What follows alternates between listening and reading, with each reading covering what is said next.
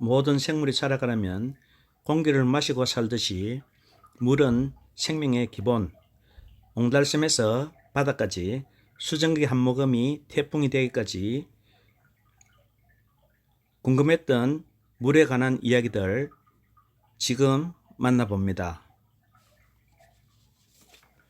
물은 높은 곳에서 낮은 곳으로 흐르는 것이 상식입니다.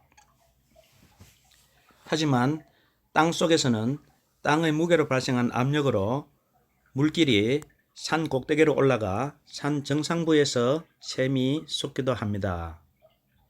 대표적으로 우리나라에서 가장 높은 샘으로 백두산 천지를 예로 들 수 있겠습니다. 물은 기름을 제외한 소금, 설탕, 칼슘, 마그네슘 등 많은 무기물을 잘 녹입니다. 물은 우리 몸에 유익한 미생물로부터 해로운 미생물까지 무수히 많은 세균, 바이러스, 원생생물, 미세조류, 진균 등이 살고 있습니다. 한마디로 현미경으로 보고는 물을 마시기 꺼려지게 됩니다. 그래도 우리는 그러한 물을 생수라고 하며 마십니다. 항아리에 물을 담아서 깨끗한 황토를 풀어 침강시키고 상부에 맑은 물을 식수로 사용하는데 이 물을 지장수라 합니다. 해독작용이 있습니다. 생수는 한자에서 보듯이 살아있는 물입니다. 물에 산소가 녹아들어 산소 포화도가 높은 물이 생수이며 산소가 부족해 혐기성 미생물이 많이 살면 죽은 물이 됩니다. 산소가 녹아있는 기준을 포화산소도라고 하며 농도에 따라 용존산소량을 ppm이라고 합니다. 1기압 20도씨 순수한 물의 용존산소량은 약 9mg 리터이며 9ppm이 포화상태입니다. 온도가 오르거나 기압이 내리면 용존산소 농도가 낮아지고 반대로 온도가 내리거나 기압이 높으면 물의 산소가 많이 녹아 농도가 올라갑니다. 맑은 하천은 보통 7 내지 10 ppm 정도이며 냉장고의 뚜껑을 열고 보관하여 차가워진 물은 용존산소가 농도가 매우 높게 나타납니다. 깊은 산골짜기에서 솟아 흐르는 차가운 물은 용존산소 농도가 높게 나타나고 적당한 미네랄을 함유하여 물맛이 아주 좋습니다. 어떤 곳은 최대 16 ppm까지 기록된 곳도 있습니다. 고여있는 물은 용존산소 농도가 낮아져 물이 썩게 되는데 수중식물이 산소를 방출하여 용존산소를 높여줍니다. 바람도 물결을 일으켜 산소가 물에 잘 녹게 하여줍니다. 산소가 많이 녹아있는 물은 맛있는 생수가 됩니다. 순수한 산소는 철을 녹슬게 하지 않습니다. 발생기 산소는 대기 중 산소 농도의 5%, 즉 공기 중 1%의 많은 비중을 차지하고 있습니다. 불안정한 발생기 산소가 철을 녹슬게 합니다. 이 발생기 산소가 철을 녹슬게 하고 자연에서는 분해작용을 해주며 표백장을 하기도 하며 또한 우리 몸을 아프게도 합니다. 우리나라에서는 물의 탁도가 거의 없는 맑은 물, 즉 측정된 물의 혼탁도가 0.5 NTU 이하인 물을 수돗물로 공급하도록 하고 있습니다. 물에 녹아있는 칼슘과 마그네슘 이온의 농도를 측정하여 경수와 연수로 구분합니다. 270 ppm 초과하면 경수 혹은 샘물이라 하고 60 ppm 이하가 되는 물은 연수 혹은淡물이라고 합니다. 우리가 마시는 물의 기준은 약 300ppm 이하입니다. 샘물은 칼슘, 마그네슘 등 미네랄 성분이 많은 끈끈한 물을 말하고, 단물은 빗물이나 정수와 같은 이온의 농도가 낮은 물을 말합니다. 샘물은 보통 설사 등을 유발할 수 있으며 특히 유럽의 물이 대표적입니다. 비열은 물질 1g 온도를 1도씨 올리는 데 필요한 열 에너지입니다. 즉, 물 1g을 1도씨 올리려면 4.18J의 에너지가 필요하고, 모래 1g을 1도씨 올리려면 0.7 내지 0.84J의 에너지가 필요합니다. 그러므로 같은 양의 열을 받았을 때 물의 온도가 왜 적게 올라가는지는 쉽게 이해할 수 있는 것입니다. 그래서 강이나 호수에 비해 땅의 열이 빨리 오르고 빨리 식으며, 온도가 오르면 상승 기류가 발생하고 빈 공간의 기압 차이를 메꾸려고 찬 공기가 이동해와 바람이 불게 됩니다. 인간 체중의 70%가 물이라는 사실은 신비스럽고 놀라운 일이 아닐 수 없습니다. 비열이 큰 물이 주성분인 책 및 혈액으로 인체가 채워져 있어서 한여름의 뜨거운 햇볕에도 체온을 유지할 수 있으며, 한겨울의 추운 한파에도 몸이 얼지 않고 살 수 있는 것입니다. 비열이 낮은 성분이라면 살아가기 어려울 것입니다. 물의 비중은 4도씨에서 가장 큽니다. 이는 하나님의 배려입니다. 온도가 4도씨보다 더 오르거나 혹은 더 낮아도 비중이 줄어듭니다. 한겨울 호수 바닥의 물은 4도씨이며 비중이 가장 높습니다. 호수 표면에서 차가운 영하의 기온으로 얼음이 얼면 얼음 입자는 비중이 낮고 부력이 발생되어 물의 표면에서부터 얼음이 얼기 시작합니다.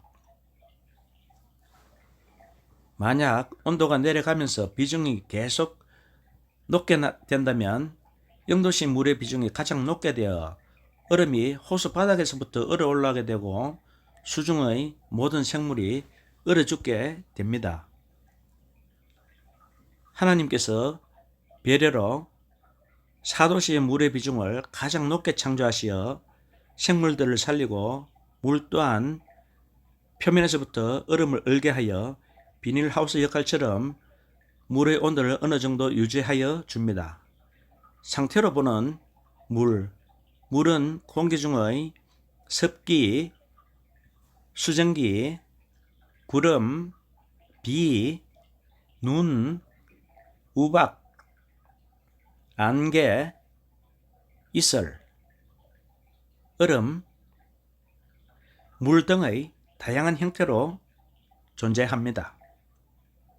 육지나 바다 등에서 물이 외부로부터 열을 받아 온도차가 발생하면 정발이 일어나 하늘로 올라 수증기가 모여 구름의 형태를 갖추게 됩니다.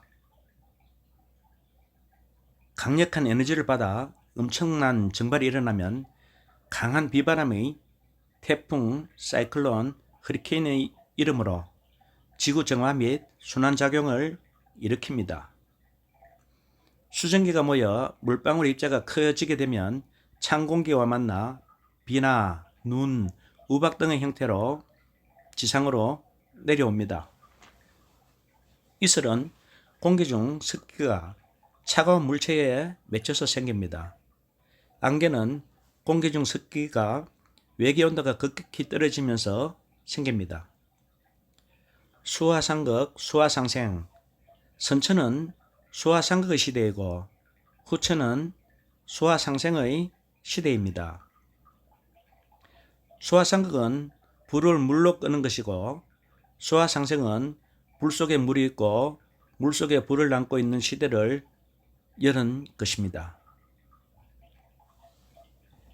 물은 H2O로 수소 원자 2개와 산소 원자 1개로 구성되어 있습니다. 물을 전기분해하면 수소와 산소로 나누어서 모을 수 있습니다. 이 수소에 열을 가해 연소시키면 수소는 산소와 만나 수증기로 되고 식으면 물이 됩니다. 수소차를 비롯하여 수소 에너지의 시대가 지금 후천에 열리고 있습니다. 물의 흐름으로 구분해 본 물입니다. 옹달샘은 바위 틈이나 땅속에서 물이 솟아 고인 작은 샘을 새암이라 하며, 샘은 물이 땅속에서 솟아 나오는 것을 말합니다. 원래 새암이 줄여서 샘이 되었습니다. 수북은 농 가운데서 찬물이 샘솟는 것을 말합니다. 그 부근에는 물이 차가워 농사가 잘 되지 않습니다. 우물은 물을 넣기 위해 땅을 파서 지하수를 고이게 한 곳 또는 그 시설을 말합니다. 옹달샘처럼 얕은 우물은 바가지를 이용하고, 깊게 판 우물은 두레박, 수동펌프, 전기펌프, 공기펌프 등을 사용하여 물을 퍼 올립니다. 또랑은 매우 좁고 작은 물줄기를 말합니다. 겨울은 골짜기나 덜에 흐르는 물줄기를 말합니다. 개천은 겨울물이 흘러가는 물줄기에 내천으로 표현된 것입니다. 시냇물은 골짜기나 평지에서 흐르는 자그마한 뇌를 말합니다. 냇물은 시내보다 크고 강보다 작은 물줄기를 말합니다. 강은 천과 하로 나눕니다. 천은 작은 강, 청계천이나 중랑천, 샛강 등을 말합니다. 하는 큰 강을 말하는데 한강, 낙동강, 금강 등을 하라고 말합니다. 큰 강, 작은 강을 통칭하여 하천이라 부릅니다. 해는 작은 바다를 말하며 동해, 서해, 남극해, 북극해 등이 있습니다. 양은 태평양, 대서양, 인도양 등 큰 바다를 양이라고 합니다. 물의 수량으로 본 수리시설입니다. 샘은 물이 솟아 물이 고인 작은 장소를 샘이라 합니다. 웅덩이는 비나 흘러온 물이 고인 장소나 혹은 그 물을 말합니다. 연못은 물을 가둔 작은 못을 말합니다. 못은 작은 연못보다는 좀 더 큰 물을 가둔 곳을 말합니다. 저수지는 흐르는 물을 가두어 사용하는 인공적인 수리시설로서 큰 못을 말하며 주로 농사용으로 사용합니다. 보는 강이나 내에 뚝을 쌓아 물의 흐름을 막아서 홍수 조절 및 관계 용수로 주로 이용합니다. 호수는 저수지보다 크고 댐보다 작은 인공호, 자연호를 말합니다. 댐은 하천이나 강을 막아서 만든 대형 저수지로 농업용수댐, 공업용수댐, 식수댐, 수력발전댐, 홍수조절댐으로 구분합니다. 하구뚝은 바다로 흘러가는 강물을 막아서 만든 제방입니다. 뚝은 나무 말뚝, 흙, 바위, 콘크리트 등으로 쌓아서 만든 언덕을 말합니다. 이상으로 물의 신비편을 마치며 다음 시간에 유용한 자료로서 다시 만나 뵙겠습니다. 끝까지 영상을 시청해 주셔서 감사드립니다.